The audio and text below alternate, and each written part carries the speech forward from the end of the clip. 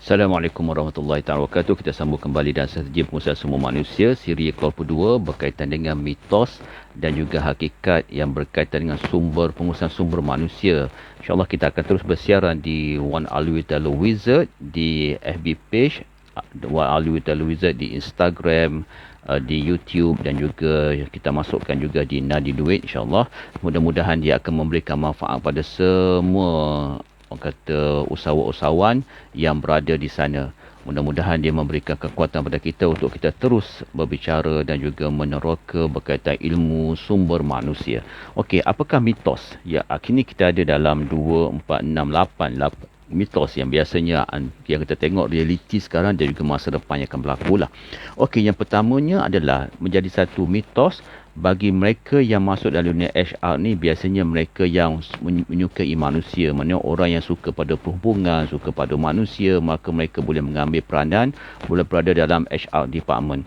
Itu yang kebanyakannya berlaku sekarang. Tapi hakikat sebenarnya untuk yang terbaik di masa hadapan adalah HR department ni bukannya didesainkan untuk memberikan terapi ataupun berkaitan dengan membahagiakan pekerja, memberikan satu keselesaan pada bekerja untuk berjumpa dengan HR department, dan mereka merasakan bahawa HR department ni memang akan pro pekerja dan memastikan pekerja happy lah.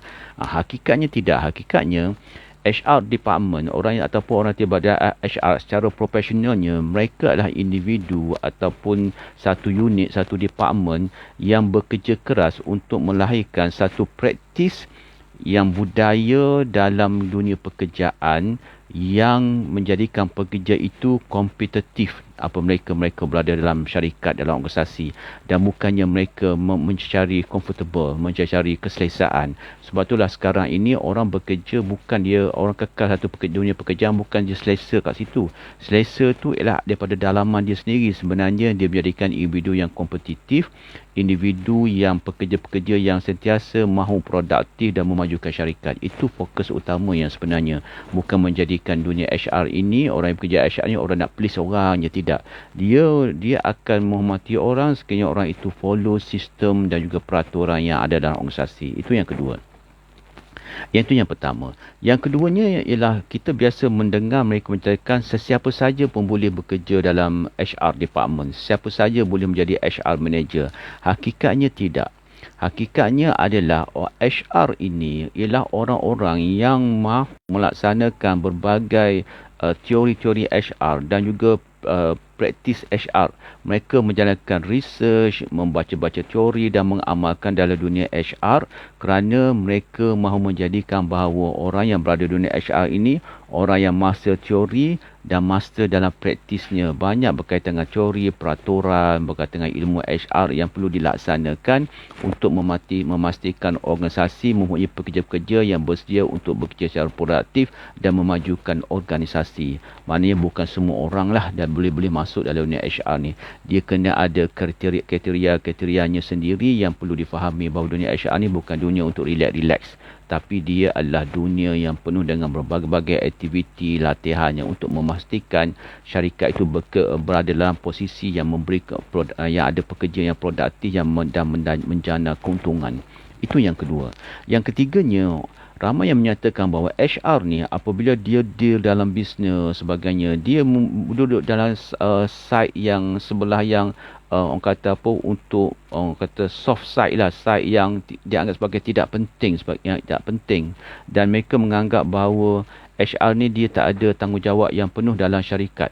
Hakikatnya tidak. Hakikatnya HR ini dia mesti fokus pada praktis budaya yang memastikan bisnes itu ada result dan sesuatu yang dibuat itu boleh dimeasure. Maknanya produktiviti pekerja itu boleh dimeasure, dinilai supaya dia akan dapat satu peruntukan yang boleh melaksanakan berbagai aktiviti untuk memajukan pekerja dan memajukan syarikat. Dan dia sebenarnya dunia orang yang terlibat dengan HR, profesional HR ini ialah orang yang mesti belajar bagaimana untuk translate dalam dunia pekerjaan produktiviti yang suka nak diukur itu, orang kata melahirkan akhlak, attitude, behavior, gerak kerja yang kadang sukar nak diukur kepada sesuatu yang boleh diukur yang berbentuk kewangan. Maksudnya prestasi kewangan. Apakah nilai kewangan yang akan nampak apabila pekerja-pekerja ini dibangunkan. Maknanya bukan mudah lah tugas HR ni. Dia bukan benda yang leisure, benda yang tak penting. Peranan dia sangat penting. Begitu juga dalam dunia HR, itu yang ketiga. Yang keempatnya, HR ini dilihat orang yang fokus pada kos yang boleh dikontrol. Maknanya dia melihat fokus pada latihan mesti ada kos dia kan ya. Pada satu itu boleh dikontrol kan. Biasanya orang dunia HR ni dunia yang di mana kalau berlaku apa-apa kekurangan pada syarikat, biasanya bajet HR itulah yang akan dipotong dulu. Kan sebab mereka menganggap bajet latihan itu tidak apa-apa penting lah. Yang pentingnya bajet kewangan, sale, marketing. Sebab apa daripada sale marketing itu dapat mendanyakan duit. Hakikatnya tidak. Sebab apa? Dunia HR ini ialah dunia di mana dia akan create value yang akan meningkatkan intellectual capital. Modal intellectual, modal kecerdikan, modal menjadikan pekerja itu produktif dalam syarikat. Maknanya semakin pekerja itu produktif, makin cerdik, makin memahami apa yang hendak dilaksanakan, motivasi dia bagus, dia akan menjadikan pekerja yang produktif. Itulah sebenarnya dari sudut create value yang nak dibuat, yang akhir nanti pekerja itu boleh memberikan satu pendapatan yang bagus pada syarikat kerana mereka tidak memberikan masalah pada syarikat. Sebab itulah dalam dunia HR ini mereka sentiasa perlu memikirkan apakah nilai tambah yang perlu dibuat supaya pekerja sentiasa berada dalam satu konsep kompetitif dan juga produktif ini. Dan juga dunia HR bukannya dunia sikit kita nak potong bajet kan, tapi maknanya orang dalam HR ini dia kena kreatif walau dengan bajet yang ada itu untuk sentiasa memastikan bahawa pekerja mereka dapat diberikan semangat, ada sistem sebagai yang meneruskan pekerja, yang melahirkan pekerja yang produktif dan juga pekerja yang berprestasi tinggi lah. Itu yang keempat.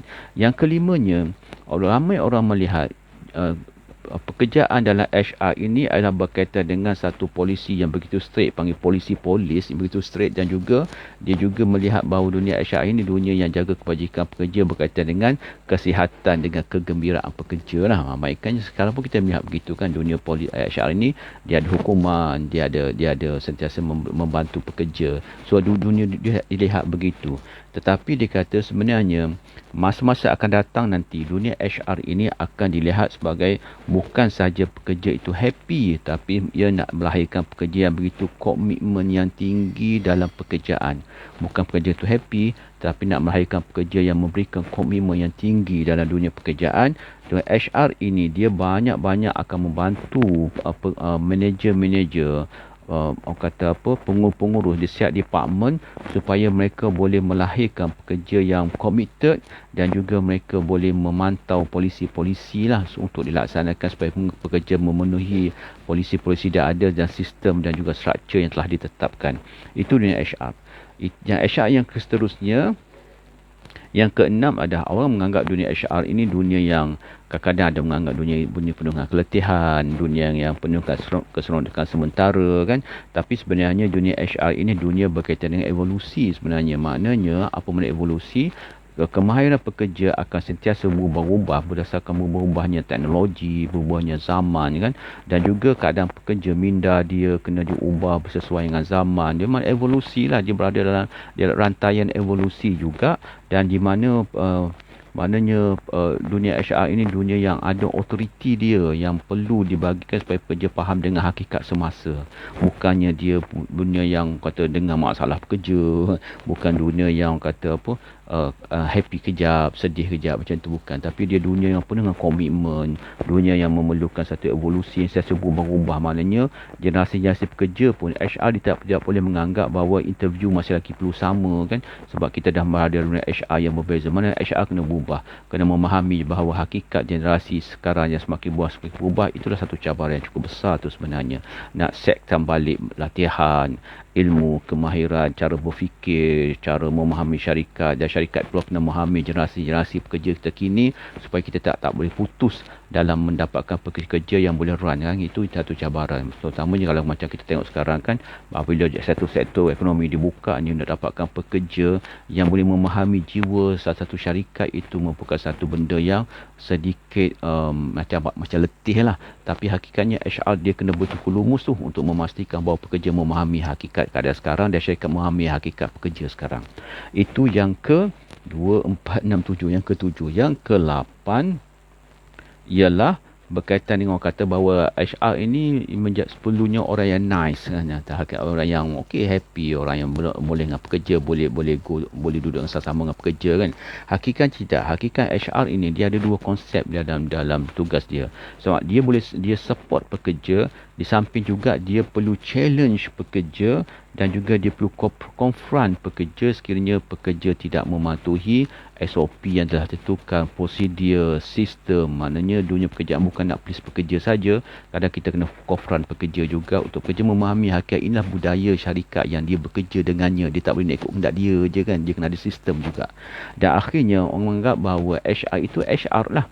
Hakikatnya HR itu bukan saja HR. Dia ialah berkaitan, dia peranan dia sama seperti mana peranan berada dalam departmen keuangan, di departmen strategi, departmen bisnes. HR ini dia kena dibawa sama ke situ supaya HR ini dia boleh menjadikan pekerja-pekerja yang berada di departmen, manager-manager yang berada di departmen yang berbeza-beza itu memahami hakikat pekerjanya bagaimana dan juga boleh menjadikan pekerja itu sama dengan task yang mereka ada, tugas-tugas yang mereka ada. Mana dalam dunia HR ini hakikatnya dia bukan dunia yang nak please pekerja, dunia yang berjiwang-jiwang.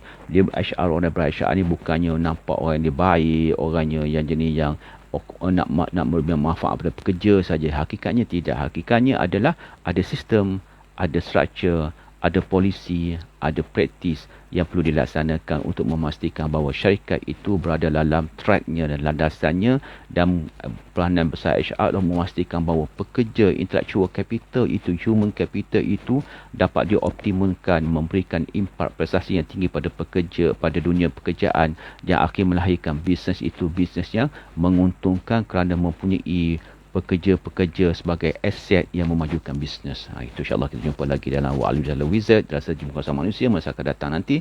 InsyaAllah kita jumpa lagi best. Anda sentiasa terbaik. Assalamualaikum warahmatullahi ta'ala wabarakatuh.